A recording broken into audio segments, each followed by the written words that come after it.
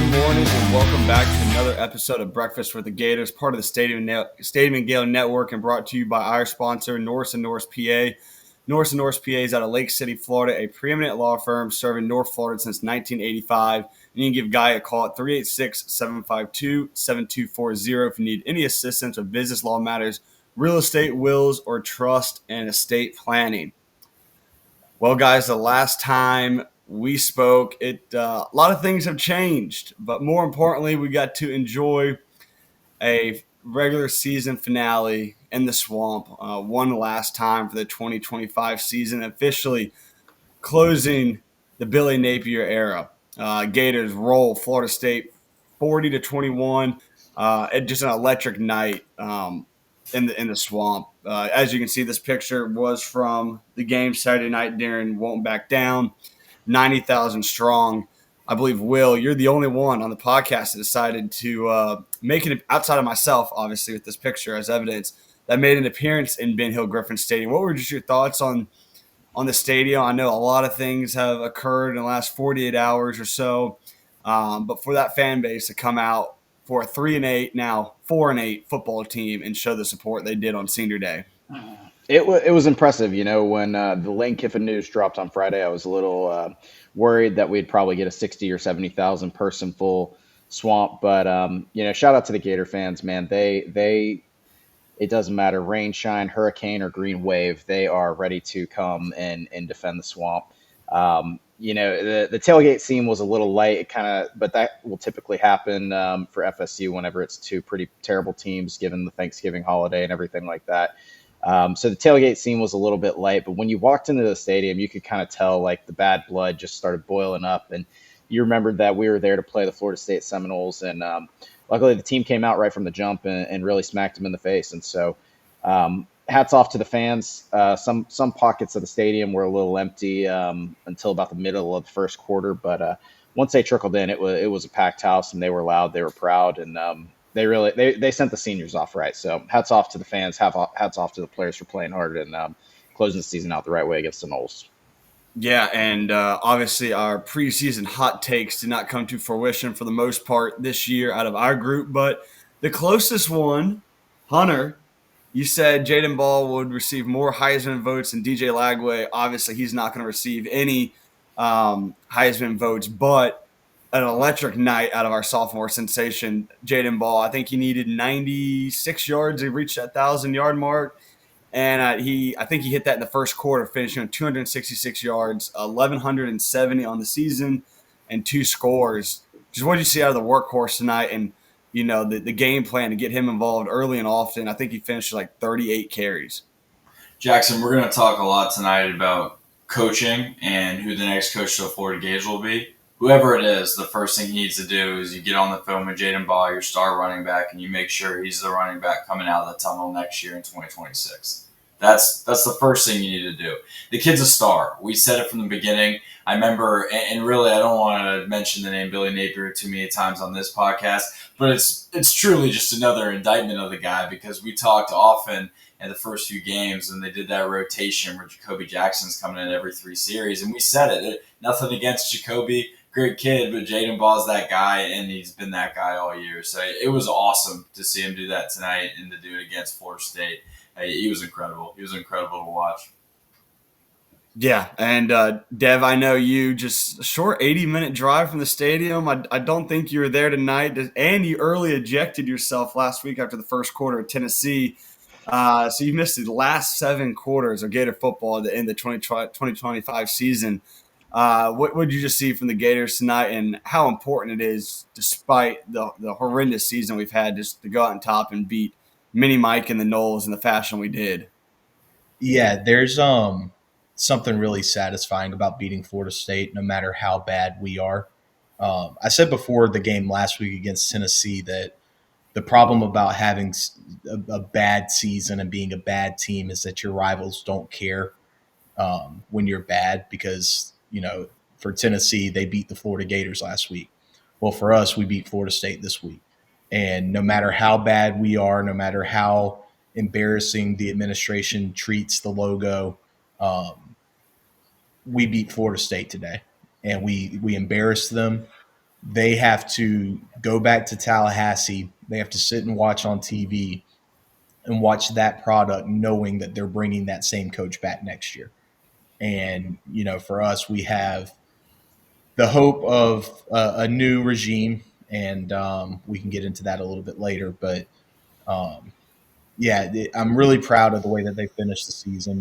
They teetered a couple times against Kentucky and against Tennessee, uh, but they to come out on senior night tonight, play for the patch. We kind of joked about it a lot over the last few weeks, but to play for the patch, to come out and blow out Florida State, that felt good. And I think that the fans needed it. When the news came out yesterday about Kiffin and how this whole thing went down over the last week, um, I think that I drifted back and forth between apathy and anger. Um, and we've kind of talked through it. The whole fan base has kind of reacted and been loud. And I think that showing up to the stadium, putting 90,000 people in the stands, and blowing out your rival is about as proud as you can be of the fans and the players. So tomorrow's problems are tomorrow's problems. Tonight we beat Florida State. We beat them soundly, and even through the worst couple of days, maybe that we'll have in the history of Florida football, maybe um, we're still 19 points better than Florida State, and that feels pretty damn good tonight. So.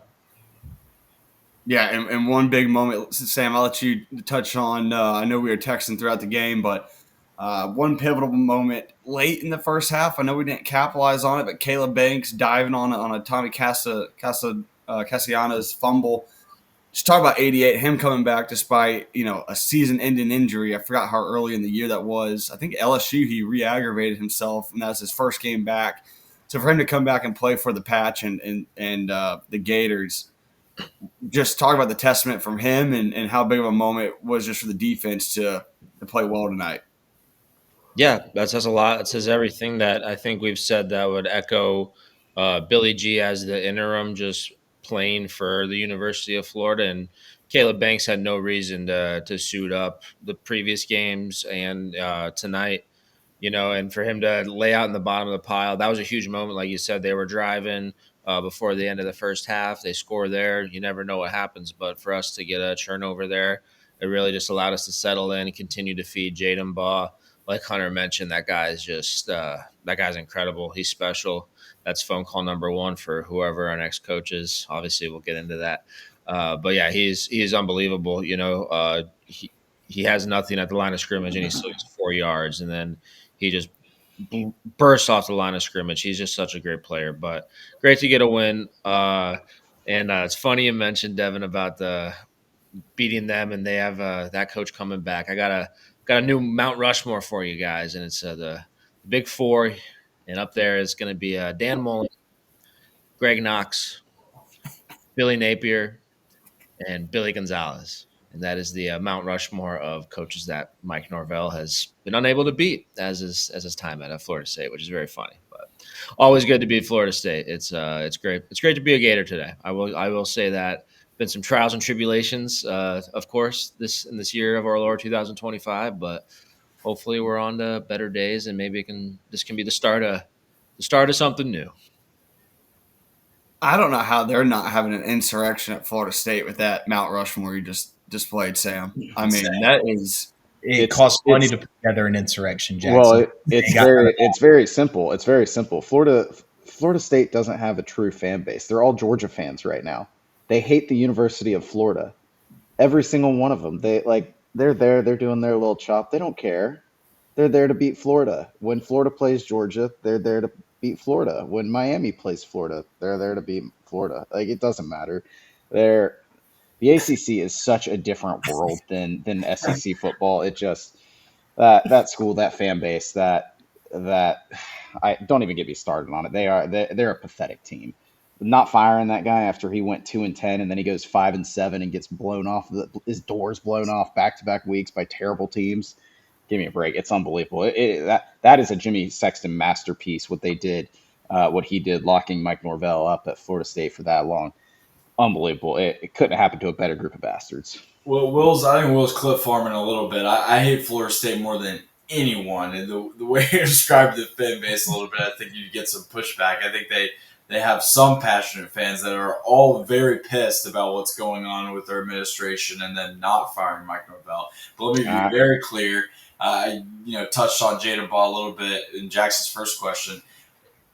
Beating Florida State is my favorite thing, and I'm not just talking about in football, Jackson. That's just my favorite thing. Beating Florida State is the best. I went to school in Jacksonville growing up, and so you get 90% fans of either Florida State and Florida. The other 10% is the miscellaneous. You got the Georgias, the Ohio State, the Bamas. Half of my friend group, if not more, were Florida State fans. A lot of people view Georgia as the biggest rival. For me, it will always be Florida State just because of how I grew up and how many Florida State fans I grew up around. I hate them with a burning passion. And watching us beat them on a night like that with the 48 hours we've had as a fan base, there were times over these 48 hours I just thought to myself, in the college football world, who has a worse stretch right now? Who could have it worse? This is so embarrassing. And then we go out and beat a team 40-21 that's keeping their coach next year. I like you said, I have no idea they're not leaving it. They should be protesting in the streets of Tallahassee right now, getting that guy out of town. It's so sad, but it's at their expense. I love it. I think it's all for show. They just want to be the Gators. They can't do it. Anything else you guys want to highlight on Florida State, the game, or dive into? Go ahead, Sam. Just got to shout out my kickers. Trey Smack went out. I know he missed the extra point, but it's tough. Very tough. Not going to call out anyone who might have potentially jinxed that, but nailed the 54-yarder. I think he finished his career with 10 field goals of 50 yards plus. Very underrated career as a kicker. So shout out to him going out with a bang. That's a school record, right? He broke that. Was that like the 7th or 8th? I think he broke McPherson's record for most 50-yard field goals or something like that. Cannot confirm or deny, but been on a nice little run of kickers. Eddie P kind of. I mean, you got to be good at something. Hey, it used to be punters, but they're no longer people. So we've switched to kickers now. But I would say one disappointing thing, and you guys had the replay at home. I feel bad Vernell Brown did not score one time this year as electrifying as he was for us, and not to get in the end zone. I guess you guys said that was his elbow that hit the ground, not the football, and that I think is the opening drive touchdown that got called back. It was close. I thought it looked like it hit the ground. Probably it was just kind of a microcosm of the season. He'll have plenty of opportunities to score in the explosive offense we'll be running next year. So. He's going to be riding the green wave, isn't he? He had that screen too that he almost just when then the interception was the next play after. But man, he almost took that screen that was the most exciting 10-yard screen pass I think I've ever seen. He just absolutely exploded. Yeah.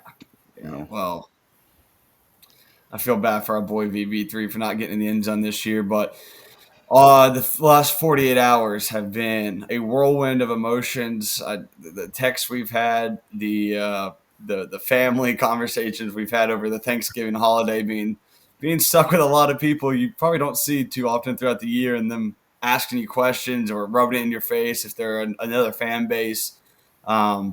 And, I was going to wear a clown nose tonight just due to the whole dysfunction in the last 48 hours, but I did not want to be accused of culture appropriation of Florida State and the circus they have in Tallahassee, so we did avoid that.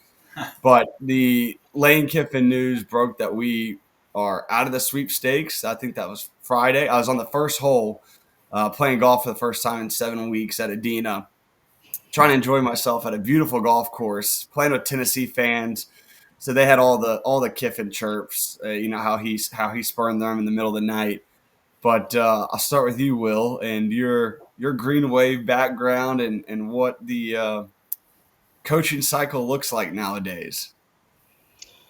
Well, I don't know what the question was there, but are you just asking my thoughts on it?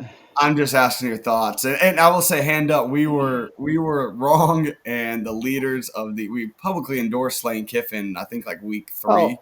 I don't know that we were wrong per se. I mean, we will be the first to say we were not correct. The Breakfast Boys are not ever going to mislead you.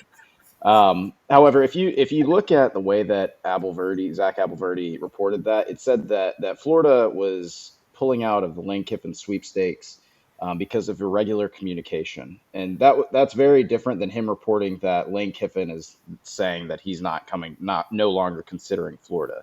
This was Florida's decision to pull out. Scott Strickland's decision to no longer pursue Lane Kiffin because he wasn't ready to make up his time. And this is going to drop on Sunday morning, and I don't think we still don't have a decision from Lane Kiffin one way or another what he's going to do. And so, for whatever reason, Florida ran out of time, and they decided that they really needed to go get. All the reports are saying Jon Sumrall before anybody else did, and it really pains me as a Gator fan. I haven't been this. I guess that's why I'm speaking so lowly of Florida State. Really, is I haven't been this low as a Gator in quite some time. Never during the Mike White time, never during McElwain, never during Muschamp. But it just seems like that the University of Florida with Scott Strickland at the helm, it's resigning itself to be a middle tier SEC program. Like we can make jokes about Nebraska. I think Tennessee pre-Heupel is probably closer to where we are because the one lucky part that we have, given that we're the University of Florida, is that there will always be that inherent recruiting background that we have, that where the right coach could come in and flip it. But we've said it over and over on the podcast that what the University of Florida needs right now is an injection of offensive talent. And that's why I was stumping for Jed Fish so hard. And it's not because Jed Fish was the perfect candidate by any means. But if you weren't going to get Lane Kiffin, you kind of had a perfect contingency plan where a diehard Gator would come in here and he knew offense. He knows the University of Florida. He would hate Florida State. He would hate Georgia. He could be able to develop DJ Lagway. He might be able to have Vernell Brown score his first offensive touchdown of his career. You got great pieces all around. And I was impressed with his resume once you take away the fact that he went 1-10 in his first year when his best players at Arizona were walk-ons. But there are other candidates. And just hiring Jon Sumrall, like he might work out, but that's just not what the University of Florida needs. Like you go see how many one-score games he's played at Tulane and Troy. And that's not what makes up championship level coaches. Like if you go look at what Nick Saban did and what Urban Meyer did and what Kurt Cignetti did and all these guys who are true superstars slaughtered the competition that they had. They slaughtered them because they were so much better coaches or recruiters or talent evaluators or whatever, but it wasn't like that. And when you're putting yourself in one-score games, as we said with Billy all the time, when you put yourselves in one-score games, that's because you're not taking advantage of the margins. And so I'm very worried as a Gator fan that, we might hire a guy who's a ball coach, who's a disciplinarian, who, people think like he might be no nonsense or whatever, much less drama than Lane Kiffin. He's just not what the University of Florida needs. And so we'll see. I guess we're going to hire him. I guess we are going to be riding the green wave. I'm probably going to be sick to my stomach when he trots out there wearing a black polo against FAU next year. But it's just sad. It feels like we are entering the Tennessee territory where the administration just doesn't see eye to eye with the fans. And maybe we'll get a very lucky year where we'll go like 10-2 or everything. But I just don't believe that the University of Florida is going to have the middle tier booster support outside of the top three to five guys who are giving millions of dollars. I don't see average fans donating and trying to get behind this guy and trying to help bring in the talent that's necessary to beat Georgia and beat Alabama and all this stuff. And we'll see how it plays out. But I'm not impressed. I'm bummed, and I wish we were hiring anybody else. Yeah, well, you kind of you let it out that Football Scoop came out Friday after the Kiffin news that we would be zeroing in on Jon Sumrall. But I'll play a voicemail from Alex real quick before we get your thoughts here. Hey, this is Alex calling in from Fort Lauderdale, Florida. Just wanted to give a shout out to the boys for getting it done and ruining FSU's chances at a bowl game. And I just had a good question. Someone just texted me. Why have Lane when you can have Tulane? Go Gators. I fear Will is on the verge of tears right now listening to that. But Dev, Yeah, I said earlier that I was drifting back and forth between apathy and anger, and hearing that put me back into the anger side. Um, the first point that Will made, I think, is kind of emblematic of where we're at. We gave, apparently, according to Abelverdi's reporting, Lane a deadline and did not meet that he did not meet that deadline. So we decided to pivot to Jon Sumrall. That's our backup plan. That's an issue in itself. But here we are recording on Saturday night and still don't have a firm answer from Sumrall either. So what was the point of giving the initial deadline when we don't have an answer from either candidate? Because it looks to me like Sumrall would like to see what's happening around the country too with these other jobs before he makes his decision. So I'm at a loss, man. I really am. It's for this to be the second choice. You know, it's one thing to not hit on your top candidate.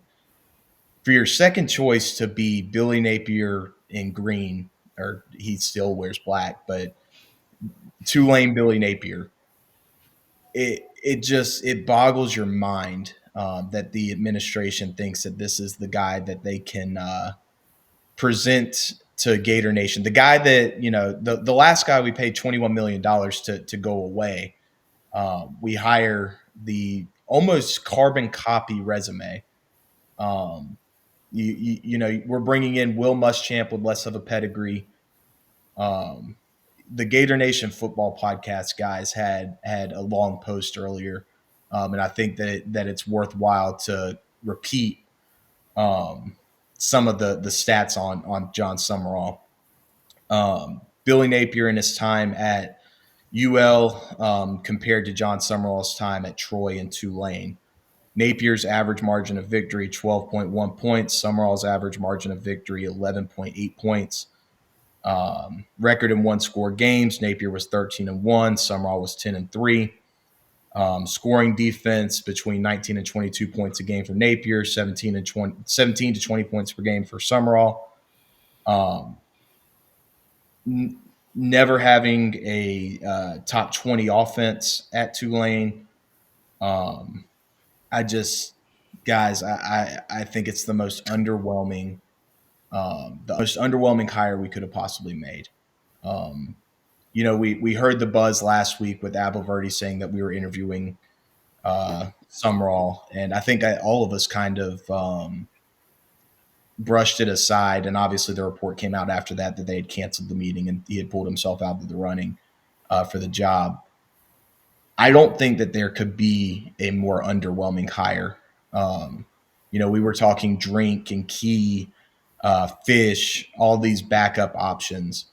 And all guys that, we kind of said maybe aren't great fits at Florida or aren't, ready for the Florida job. We think that maybe they're dependent on their quarterback or the system that they're in that might not align with Florida. For us to go and hire a defensive-minded head coach from Tulane that has 4 years of experience at the G5 level, when we were promised by our athletic director that we were going after a proven Power 5 head coach that's had success at the highest level. I don't know how this was the decision that they landed on. Obviously, it's not final, so things can change, but I think our rivals are rejoicing at the hire, and I think that these last 48 hours going into whatever the final decision tomorrow may be could set back the program. Obviously, I'm going to be there cheering on the Gators as much as I can, but I think that this is a massive mistake, and I hope it works out. Even if it works out, the process wasn't right to get here. I think that the trust between the school and the athletic and the fans is gone. I don't It's know. irreparably broken. It'll never be back. It might take a decade to rebuild and repair this relationship between the fan base and the football administration folks. So hopefully it works out. Hopefully it works out. I had marked myself safe from believing that Scott Strickland would follow up a G5 guy from Louisiana who was the worst coach in Florida football history since World War II with another G5 guy from Louisiana. I mean, that is just think about that. I don't know how he. I don't like. It shouldn't matter that he's also from a G5. Like it's different candidates, but for it to be the exact same guy, the profile for them are the exact same. I just don't know how he's going to try to sell this to the fan base. Like, I think about what the introductory press conference is going to be like. Are some of our beat reporters automatically going to be asking the questions the fans want? Like, I would love for them to, it's going to be awkward with Sumrall being there, but like, I would love for them to ask, what happened in the search? We need a tell all. At least if you went the G5 route, I mean, Alex Golesh, his name was mentioned for the first time this entire cycle in that same article, I believe, by Football Scoop. Is that correct, or is that Bruce Spellman? That was the Athletic. Okay, the Athletic, yeah. And speaking with people, at least when Urban came here from the Mountain West, I believe Utah was in at that point, way back in 2004. He was averaging 45 points a game. Alex Golesh is averaging 43, 44 points. Now, at least they have an identity on what Florida fans are looking for. And Dev, you gave all the reasons that Summerall does not check those boxes that we were adamant about trying to receive in our new hire. Hunter or Sam, your thoughts? Yeah, it comes back to Scott Strickland for me. They touched on it.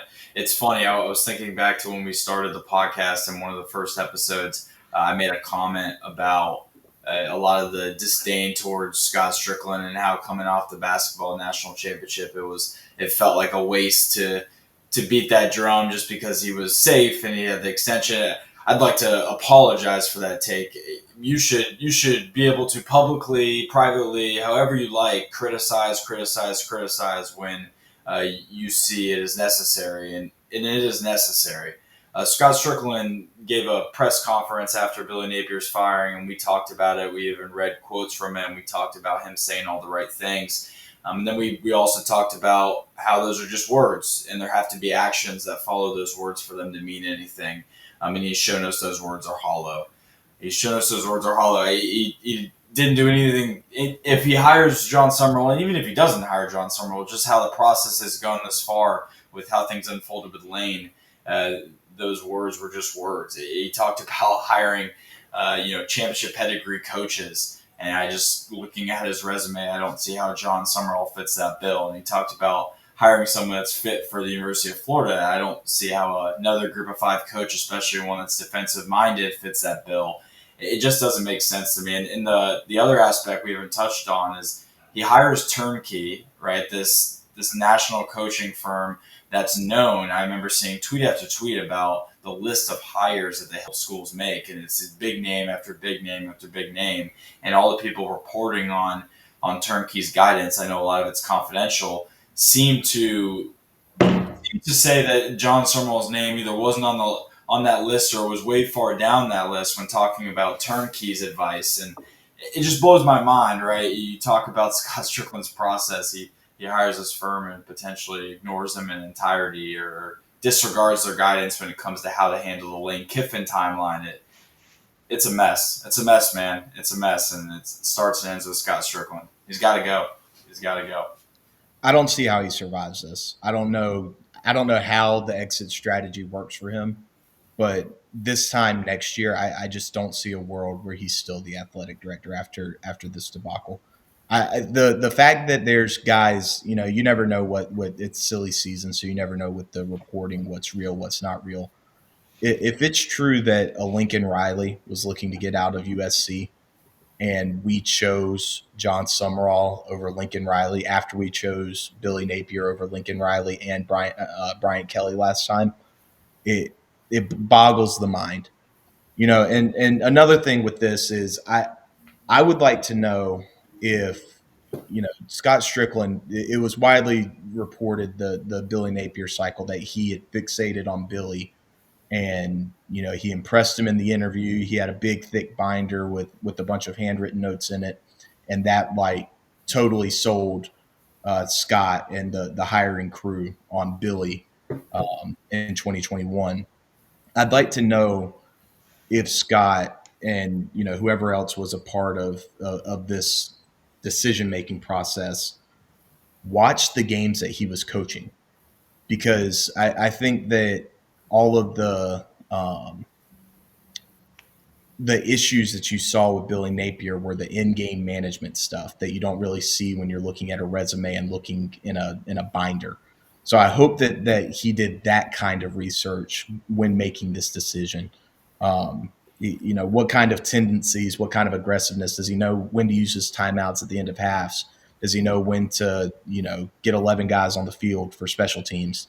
Does he know how to manage a clock at the end of a game? I think those sorts of things that Billy was so bad at, I really hope that Sumrall doesn't have those same issues, because that's what really frustrated the fans with the last 4 years. So there's no way he can win the press conference, unfortunately, is the real issue. And it's unfair to him, but it's more unfair to us having to put up with it for another 3 or 4 years before he gets overwhelmed by the job too. So Yeah, the press conference is already lost, and we haven't even made the announcement yet. So it's never great for optics, and this is kind of what happens when you put all your eggs in one basket, or theoretically you think you did. But and to your point, Devin, Jon Sumrall could be a great coach, could be an awesome guy for all intents and purposes, and it's unfair that he's getting absolutely bashed. But this is a benefactor of the situation that Scott Strickland has put us in, because this whole time it was, oh, the Gators are moving a little bit different.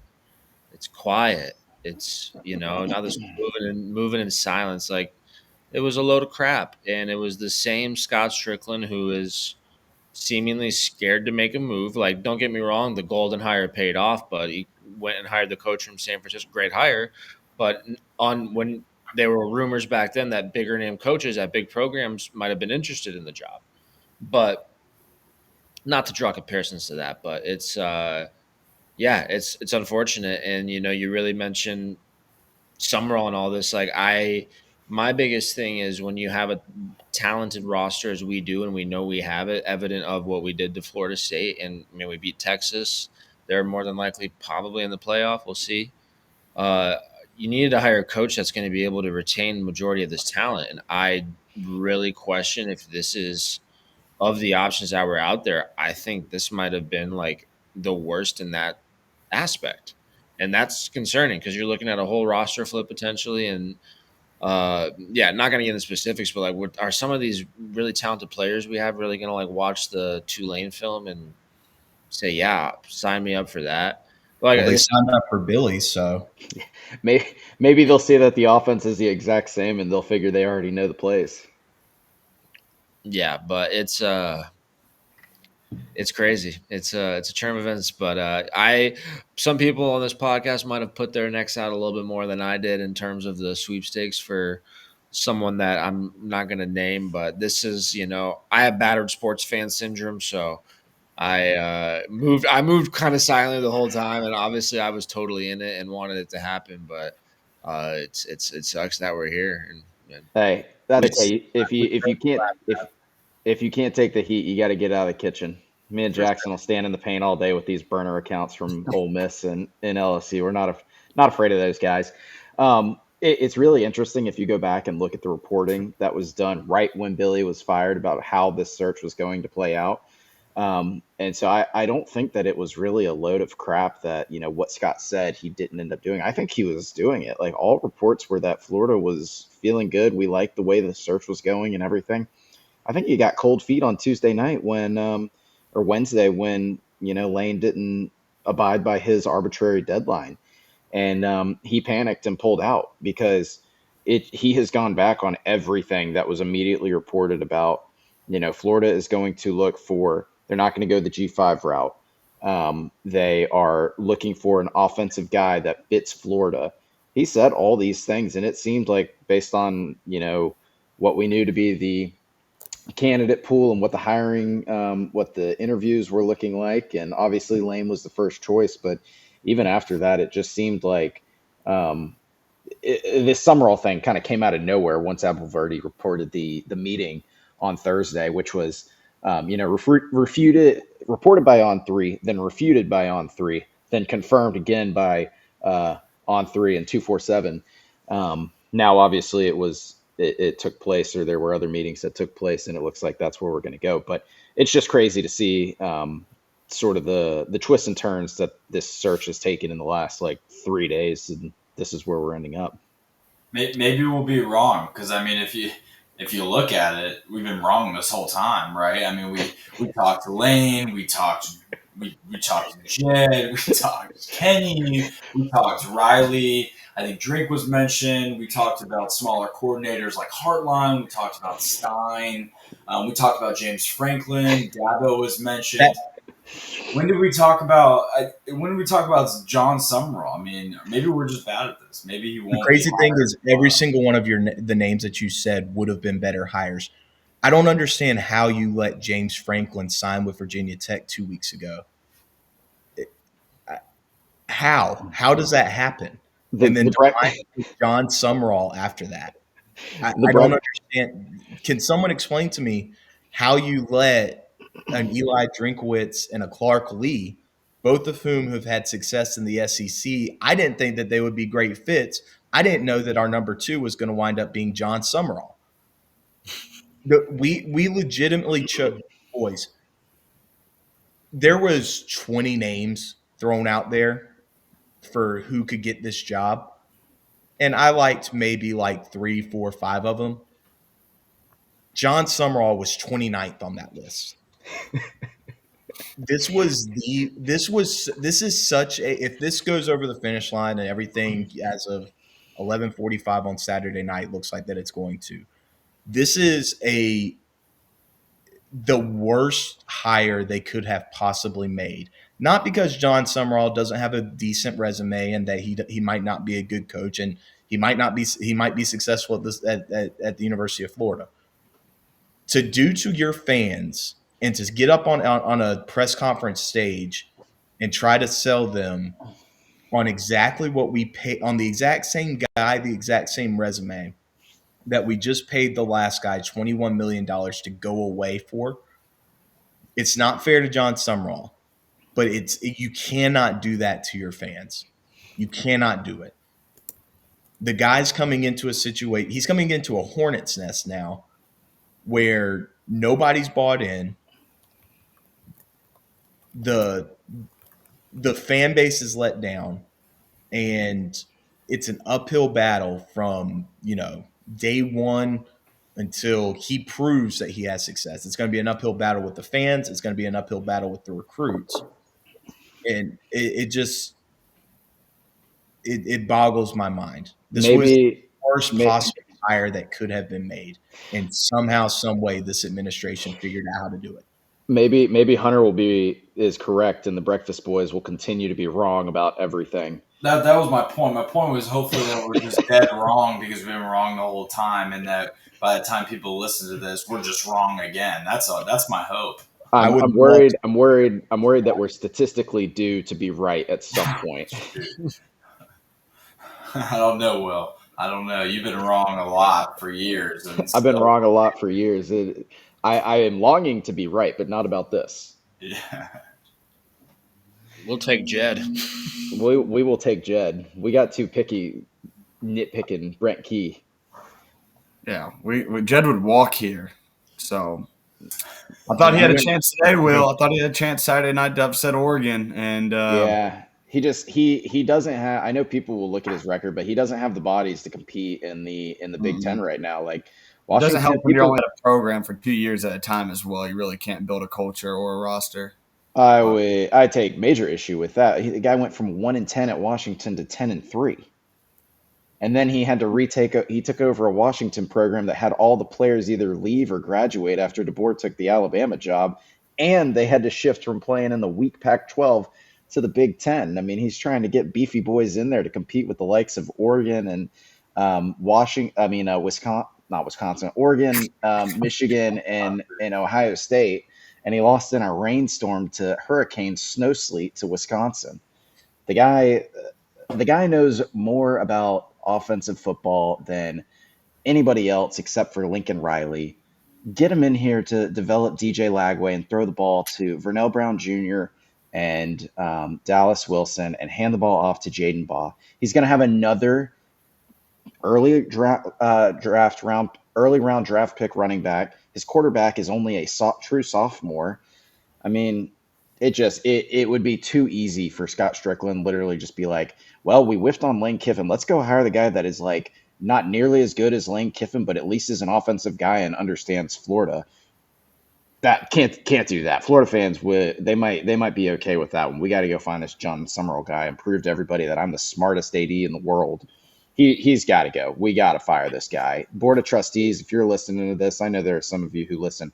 Please, we are begging you. This fan base deserves so much more. You see that? That's a 3-8 team out there packing 90,000 people in the swamp. 18th straight sellout. The Gators have been awful for the last 3 years, the worst we've been since World War II, and they're still selling out the stadium. And the athletic director is just parading around here. Actually, that's a misstatement. He's not parading around because he's nowhere to be found. He's hiding, and he's just going to get away with this, and nobody's going to hold him accountable. It's absolutely unconscionable. Like, us fans deserve so much better. I'm furious over this, and not even about Jon Sumrall. He could call Lane Kiffin, and he could hire Lane Kiffin. Lane could come home and say, "Yeah, I'm going to actually go to Florida despite everything."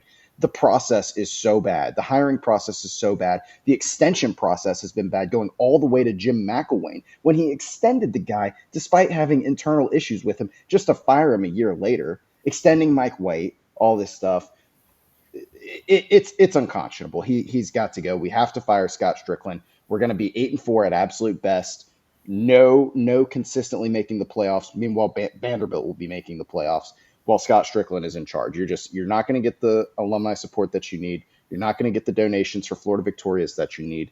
You're just not going to be able to. And so if the University of Florida is just supposed to be an academic institution, then maybe we all need to rethink what we think about and our expectations. But I think that this can be a place that competes like with Georgia and Alabama for championships every single year. And so we got to have an athletic director that's willing to do that. And right now we don't have that. We joke that we're Purdue with palm trees, and I think the last 48 hours has cemented us that thought is now a belief and reality, unfortunately, that the University of Florida is now Purdue with palm trees. Yesterday was one of the worst days in the history of the program. Like, not because you missed on Lane Kiffin, but because of the bad process that we all have kind of known exists and has existed for 10 or 15 years now. That being out in the open for everybody to see in a public way for a candidate that you publicly pursued and claimed was your number one choice, to bail out of that 24 hours before. Here's the thing with the PR aspect of it. If you stay in the sweepstakes and he picks LSU or he chooses to stay at Ole Miss, the fans are mad at Lane Kiffin. To 24 hours before he makes that decision to pull yourself out of the race publicly it's a disaster. It's a disaster. Yeah. Let's talk some basketball. Yeah. that ain't going much better. Gators out in San Diego this lovely Thanksgiving holiday. Thursday we opened with TCU, who lost to New Orleans College. So I heard some LSU fans were in my mentions after that loss. Gators go out west. Second time this year hitting a West Coast trip. I think TCU is around the 75th mark in KenPom. Thursday, they beat the Gators 84-80, overcome a 10-point deficit in the second half. it was just all around bad basketball. I believe 19 turnovers as a team, 5 from your All-American, All-SEC player Tommy Houck. Xavier Lee, Boogie Flam, both with 4 turnovers. They both foul out. Just an all-around poor effort. But the bounce back against a decent Providence team, I think we beat them kind of handily, 90-78. Lot better. Arguably Xavier Lee's best game. I didn't get to watch Friday. I was out playing golf, but watched the Thursday showing against TCU. But Sam, were you able to watch some Gator hoops this Thanksgiving break? I watched the atrocity against TCU. Watched glimpses of the first half against Providence, but yeah, the TCU game, just the turnovers were really just head scratching and like really concerning. And that was another game similar to the Arizona game where the guard play just it was you can be honest, it was awful. And Urban was a bright spot. It was good to see Urban come off the bench and play like that. But yeah, that was a tough game, and I don't think TCU is not a bad team. I know Jamie Dixon's a good coach, been around the block for a while, but you shouldn't lose. You shouldn't lose to them with the talent that we have, and it was uncharacteristic for, like you said, Tommy, 5 turnovers. Just a really sloppy game, but good to come back and a bounce back against Providence. Hopefully, Xavier Lee can kind of build off some of his confidence. I think he made I don't know if he made 4 3-pointers or something. Maybe I'm just throwing that out there. I know he scored double digits. A lot of guys were in double digits. Good to see Ruben Chinyulu's playing pretty well too, which is encouraging, but also kind of a scary when he's kind of your offensive option. But we'll see. Got some big games coming up, so we'll see how the boys can play. Who had it in our preseason hot takes for basketball? Xavier Lee would lead the SEC in 3-point percentage shooting. Is that you, Dev? Hunter? I said Urban would lead the league in 3-point shooting.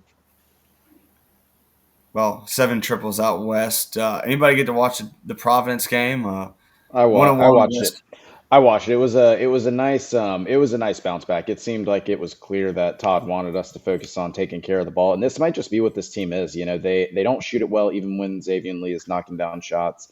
And it seems like we might have this stretch of 4 or 5 games where we kind of eke out some wins, we grind out some wins with some good defense and score enough baskets.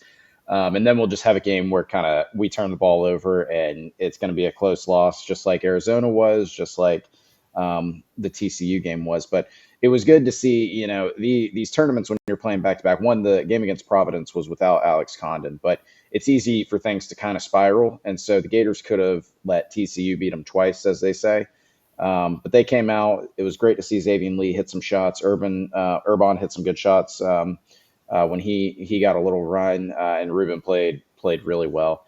I thought Hand Bogdan was a little quiet in both games. Would like to see more out of him, especially when Condon has been very inconsistent so far to this point this season.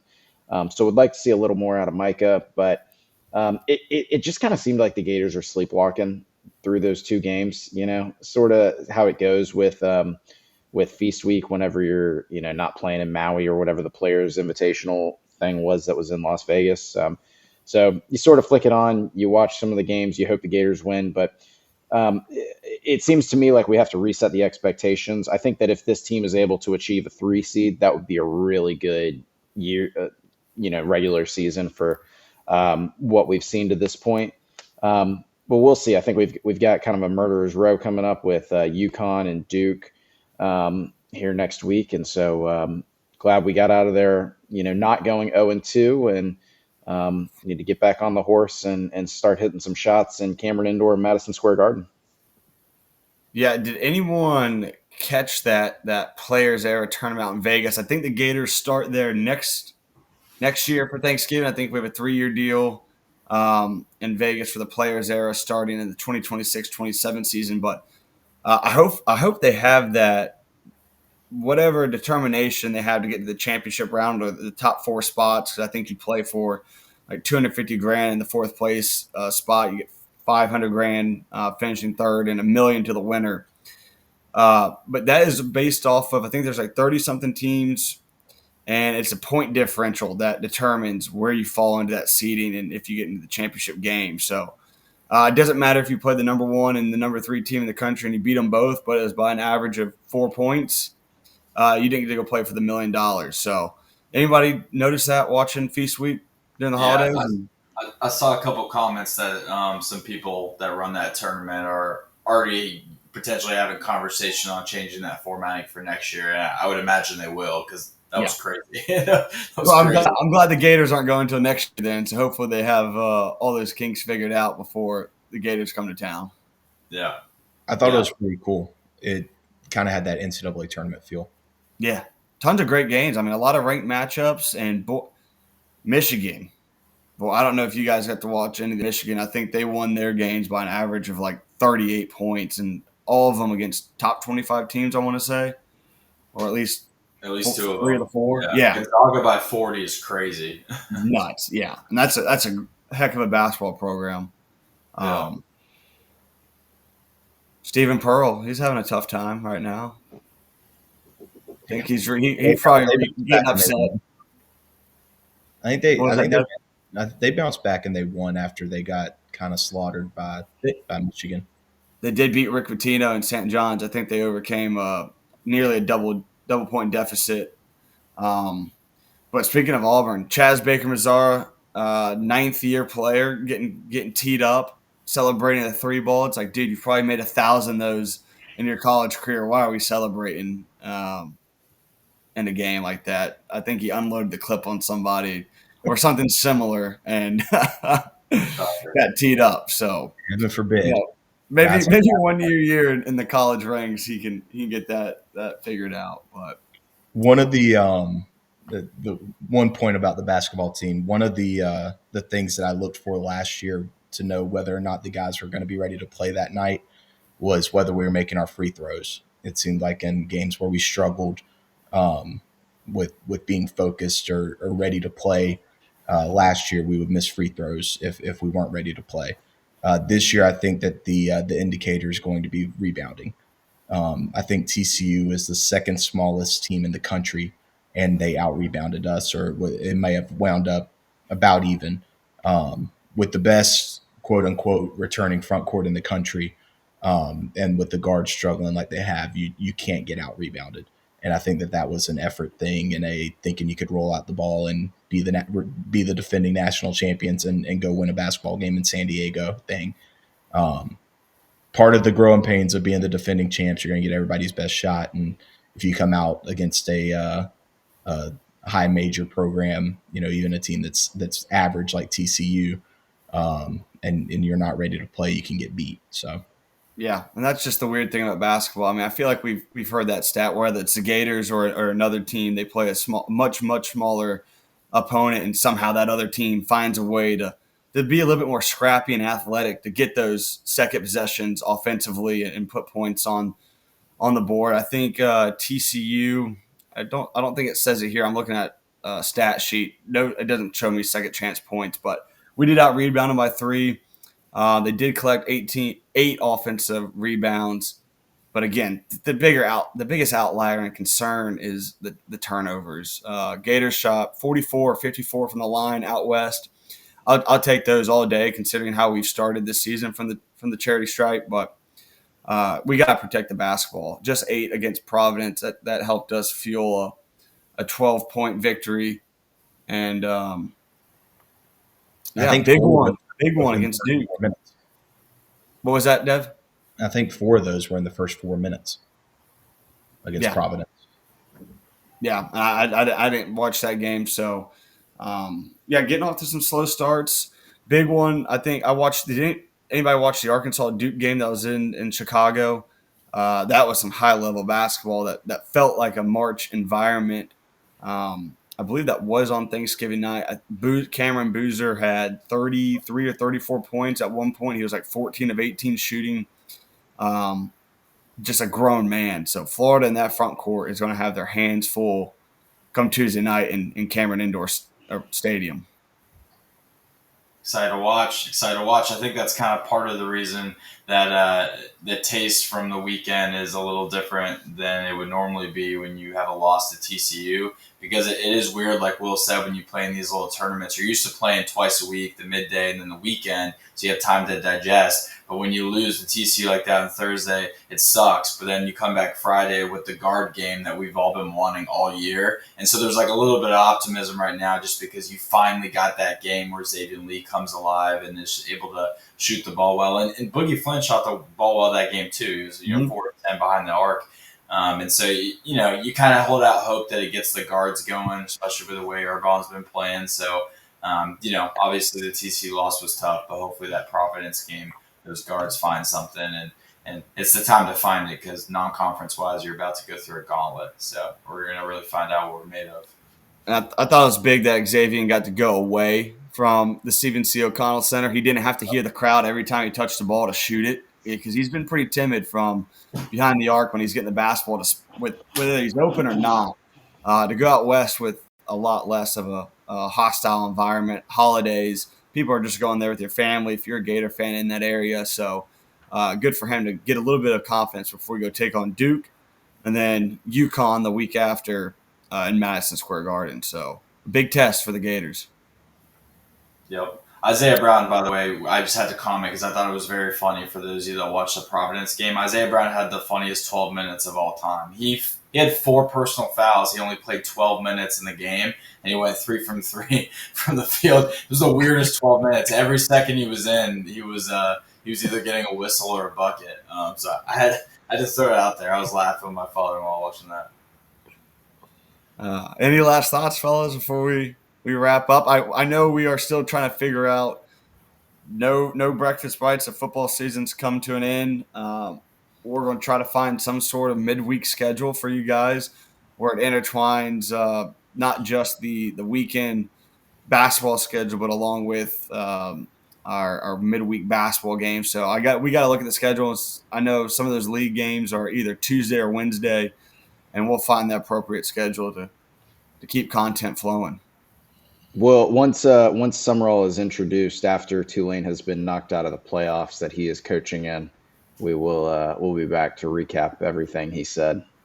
Yeah, I just saw a report from Ross Dellinger that some point today LSU is sending planes to Oxford to pick up Lane and his family, and Florida is pivoting to Jon Sumrall, and they believe that it is believed, all these writers write in the passive voice, it is believed that Florida and Jon Sumrall have a deal in principle, but a final decision will come today. So maybe we'll get really lucky and he'll choose to be a member of the Green Wave as opposed to a Florida Gator. But yeah, this is the Breakfast Boys' toughest test yet. We got to stand together and keep fighting. I forgot what. Go ahead, Dev. Maybe he'll choose to be an Ole Miss Rebel.